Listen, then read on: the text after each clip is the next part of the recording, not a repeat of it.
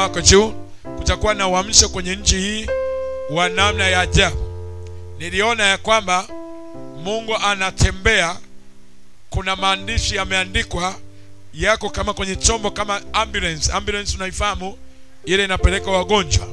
Yanaandika kwamba holy visitation, mtembeleo mtakatifu, na watu wakawa na kusanywa wanaelekea sehemu kama vile makanisa ya Roma kulikuwa na msalaba unawaka moto. Nikaona ya kwamba hiyo ni ishara ya kumfuata Yesu kabisa. Kwa majira ya watu kumfuata Yesu kabisa, kuacha uganga. Nikaona mpaka watu wenye matunguri na vitu vya giza wanavikusanya, wanasalenda kwa Yesu. Tunaenda kuona uchawi ukichomwa moto na watu wakiacha uchawi na kumfuata Yesu. Na tunaenda kuona watu wengi ambao walikuwa hawafahamiki wanaanza kufahamika, na Mungu atawatumia sana.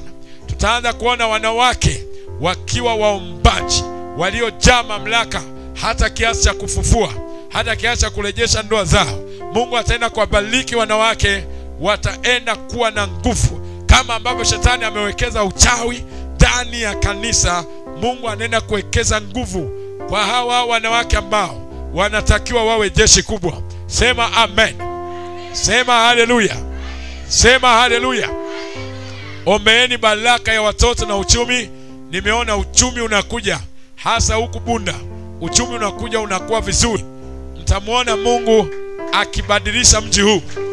Vifungo vya muda mrefu vilivyowashindilia watu kimaisha vinaenda kuharibiwa kabisa, na Mungu ataleta uamsho wa kifedha. Sema amen. Lakini niliona udhehebu na udini unavunjika. Wakristo watasimama pamoja wamtangaze Yesu. Sema haleluya. Sema haleluya. Sema haleluya. Kuna ushindi unakuja kwa ajili ya utu alionao Mama Samia, kwa sababu ya watoto na kwa sababu ya shule. Ushindi huu ni kwamba lazima walio na neema ya kupitishwa wapitishwe. Sipigi kampeni, naongea nilichokiona.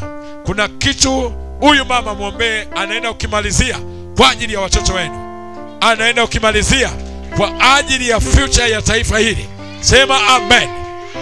Huo ni unabii kwa ajili yenu. Msiombe kisiasa, ombeni kimungu. Nyie ni watu wa Mungu, muombeni yule anayetakiwa kupita, haijalishi yuko chama kipi. Bwana Yesu asifiwe. Sema amen.